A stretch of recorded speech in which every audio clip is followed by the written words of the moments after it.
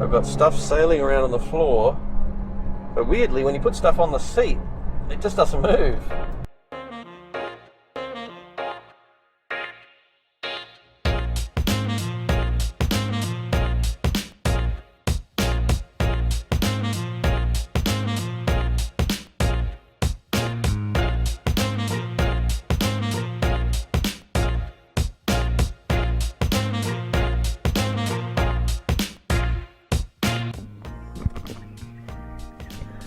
I'm off to Cars and Coffee in a different car, the Daihatsu Charade that I bought the other week as a bit of a learner for the kids and a run around for me. 1 litre, 3-cylinder.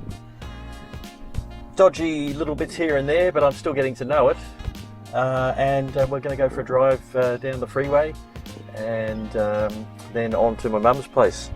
So let's get underway and see how it behaves.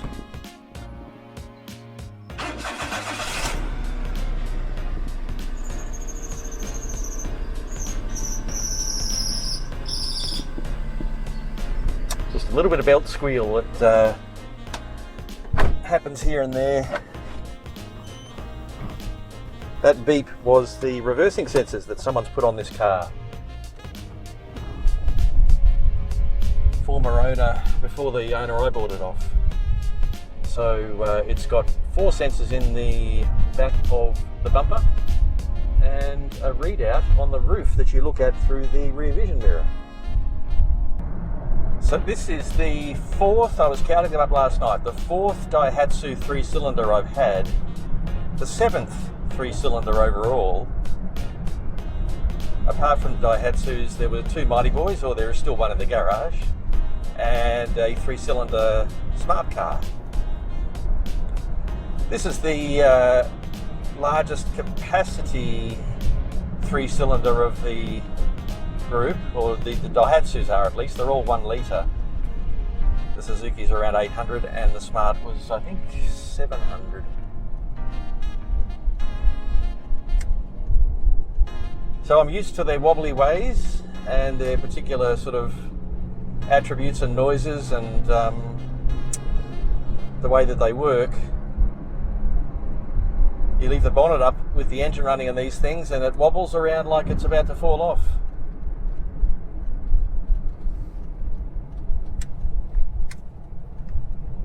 So I'm not deterred at all by only a 3-cylinder Daihatsu. I've had enough time with them to know that they're usually good. Obviously after a while they do wear out. Which brings me to the other Daihatsu Charade that I now own since yesterday. It's on the driveway at home. And it had a new engine about 4 or 5 years ago. Not a new one, but a very low kilometre, apparently. About 14,000 kilometres on it. I don't know where it came from. It came from a Daihatsu wrecker, but I don't know where it came from. Either overseas or here. Anyway, low kilometre, and it's been put into the vehicle. And then in recent months, the vehicle's been overheating on the fellow, and he thinks he's cooked the engine. And it was all apparently because the radiator cap wasn't allowing pressure from the radiator to escape into the overflow. So eventually the radiator cap blew off. So I'm going to investigate the car a bit more. I let it idle and run a bit last night on the driveway. And sure, it got up to operating temperature around about, halfway or so, as this one is now. It didn't seem to go any higher. Mind you, I haven't had the radiator cap off to see if there's any bubbling in the water or to make sure that the overflow works. Certainly the overflow is quite full, and I don't recall that the radiator was extremely full, although I think I could see enough liquid in there. So I'll have to do some more investigating and find out whether he thinks he's cooked the engine or whether he actually did. And after he started having temperature troubles, he had a little temperature alert thing installed in the middle of the dashboard, which checks transmission temperature, engine temperature, and oil level. And I'm wondering whether that's calibrated correctly, because I checked the oil level in that car and it seemed to be fine, and yet every time you start the car up, the little box warns you about the oil level. So whether that's because the oil hasn't circulated or what, I don't know. But even after a short, I did run it for a little while and then turned it off and turned it back on again within a minute or so, got the same low oil warning. So is the system set up correctly? I'm not sure.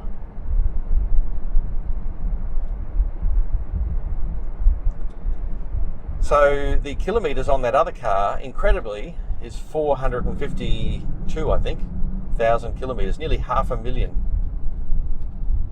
It's had, thankfully the fellow kept all the receipts for it, so it's had stuff replaced here and there over the years. So I'm not exactly sure what I'll do with it, but I have done one thing so far, and that is I've taken the driver's side sun visor out of it, because the one that came with this car is sort of split. You can see the foam, and also if you pull it down it won't go back up, because the fastening mechanism that sits inside it is covered with a little plastic panel, and that plastic panel's broken off due to age or heat or overuse, I don't know. Anyway, so I took the driver's side visor out of the spare car and now have a proper one in this car, although it doesn't have a beauty mirror in it. I don't know what happened to that, but it's not in there.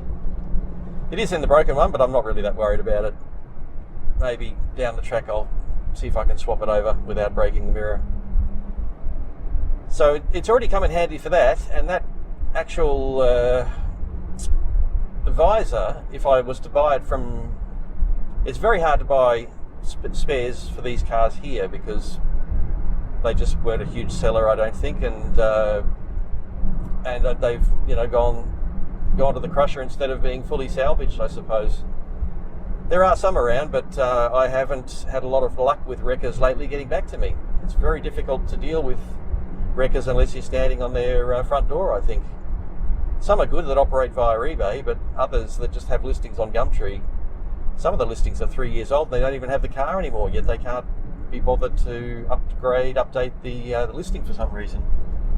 I'm not sure why. So I may want to salvage other parts off that car, because the cost, as I said, from getting parts in Japan is quite expensive. One visor is about 200. You can get a pack of two for maybe 250 delivered. That's a lot for a couple of visors, let alone one. So this spare car only cost 700. So I figure after a couple of bits and pieces taken off it, I'll have made that back, and then I can decide what happens to the rest of it.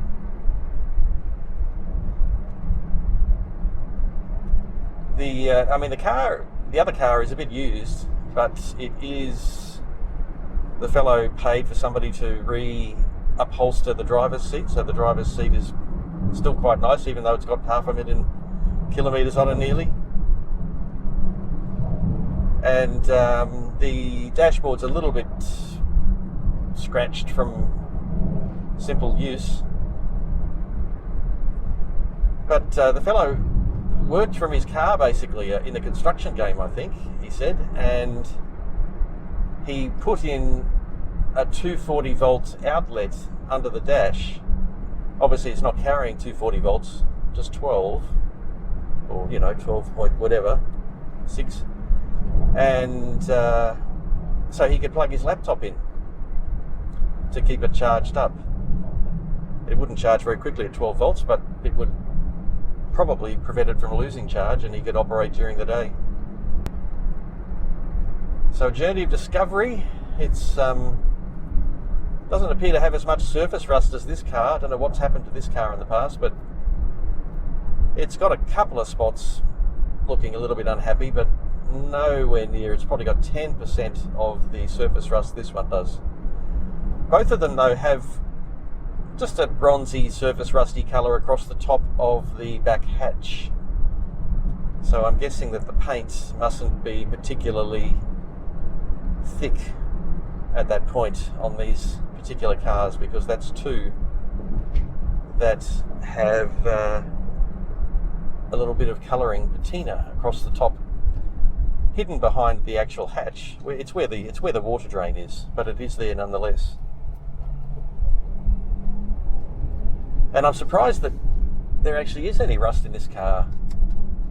And I put surprised in inverted commas there, because the fellow, when he bought this car, he was the second owner. He bought it about 2008.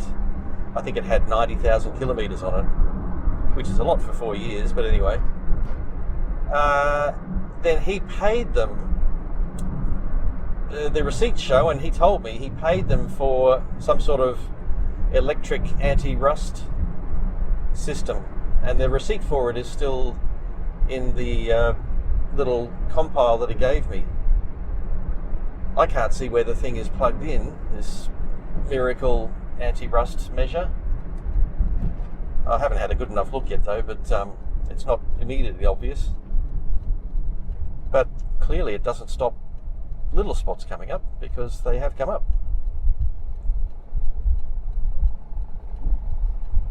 So enough about the spare car, onto this car, and this car has been running okay. It's just been a little bit rough at idle, like at the lights there, it was just, and I know 3 cylinders vibrate, but no, it was chugging a little bit.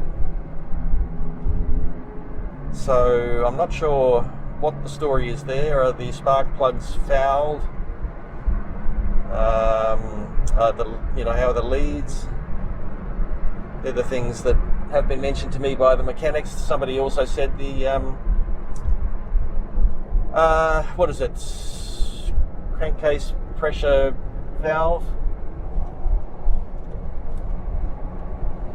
PCV, could be blocked.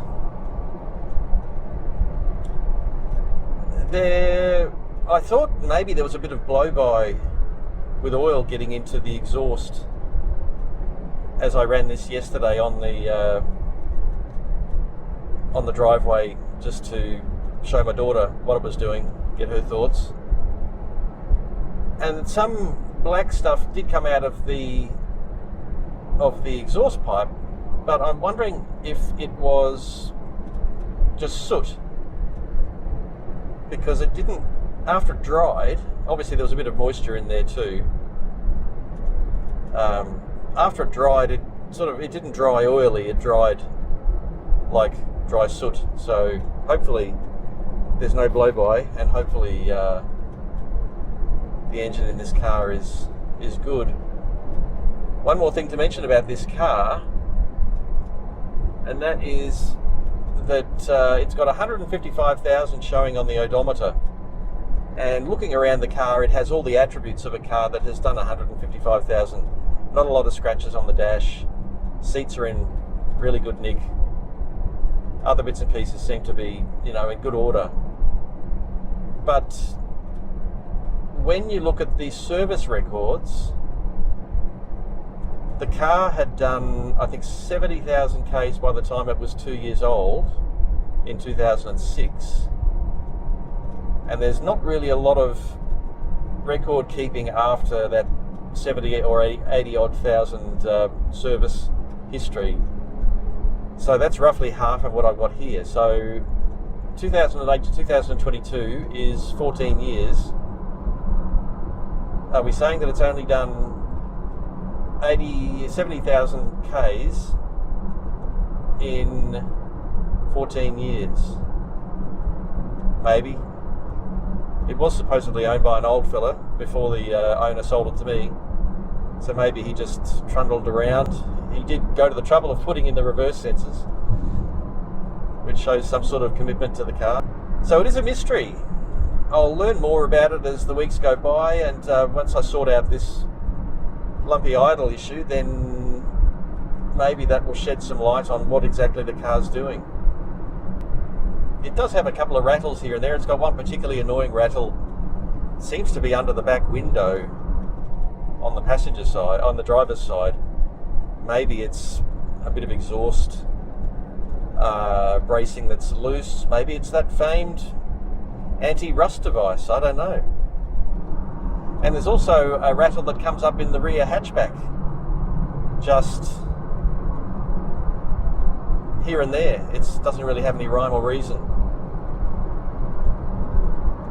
I thought the rear hatch was missing a piece of trim until I took a look at the spare Charade at home, and it's got exactly the same metal facing on the inside of the back hatch with screw holes in it. Screw holes to get access inside, I'm guessing, but it just sort of looks like there was another piece of plastic over the top perhaps, but maybe not. That's two cars without it, so I doubt that it's ever been there.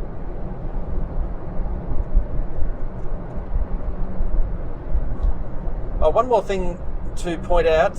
GPS heads-up display has revealed to me that when this car is doing 100 according to the speedometer, it's actually doing about 102 according to the GPS, and I trust the GPS.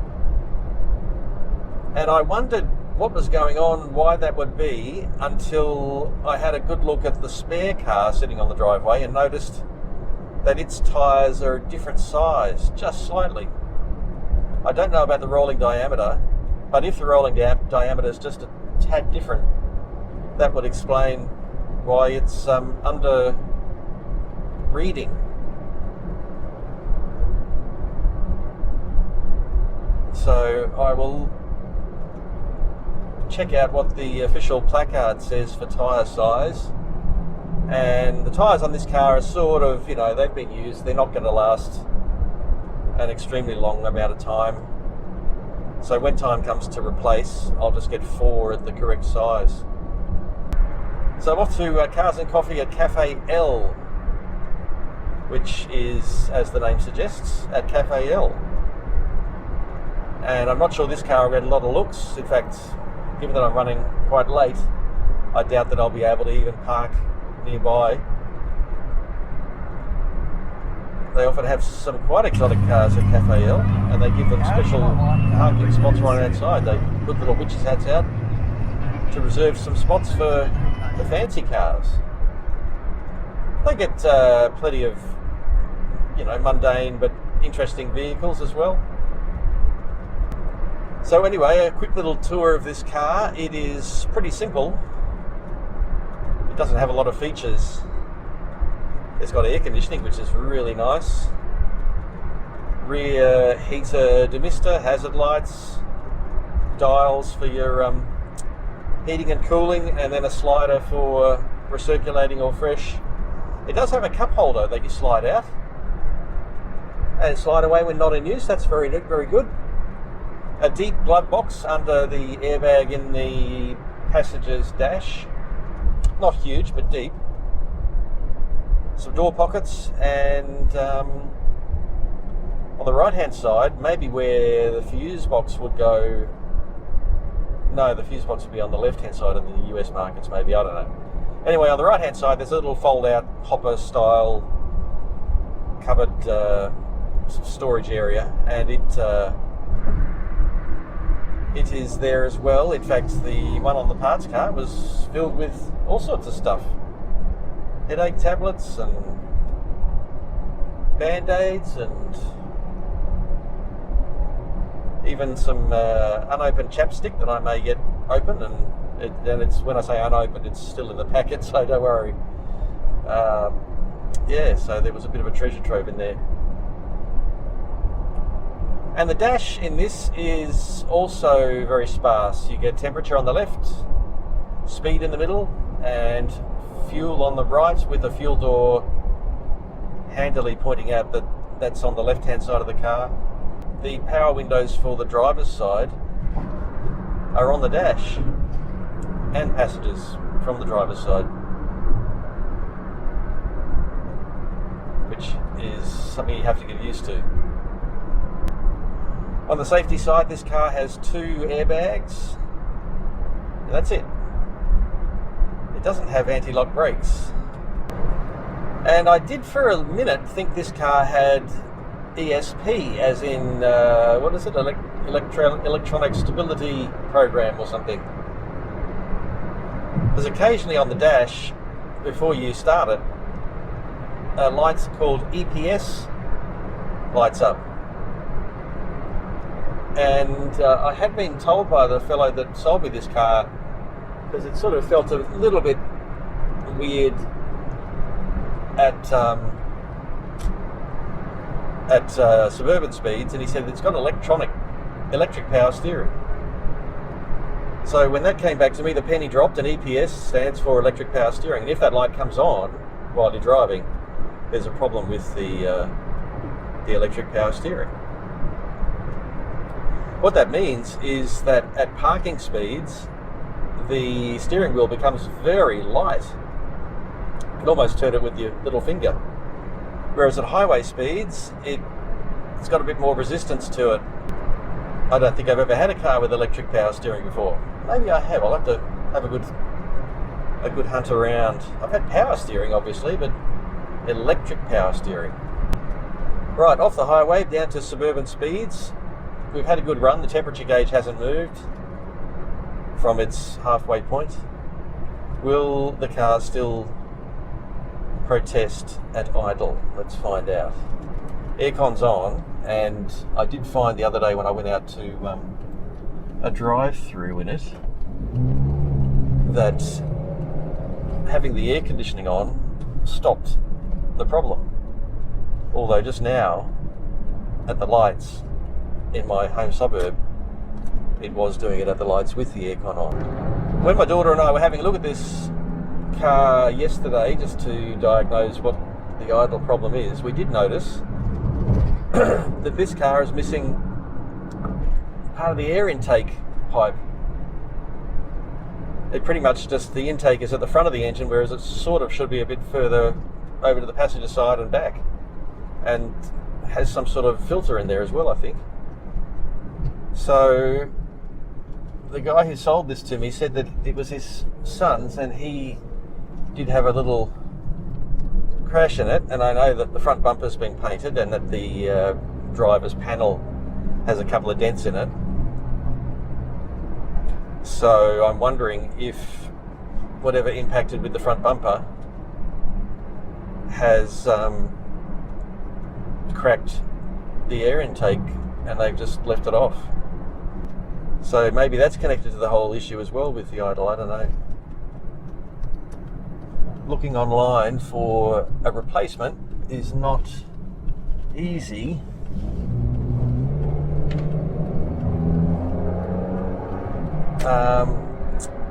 There's no actual replacement listed. I haven't checked the Japanese sites. I'll have to check Be Forward and see what they've got. Right, and here we are at Cafe L.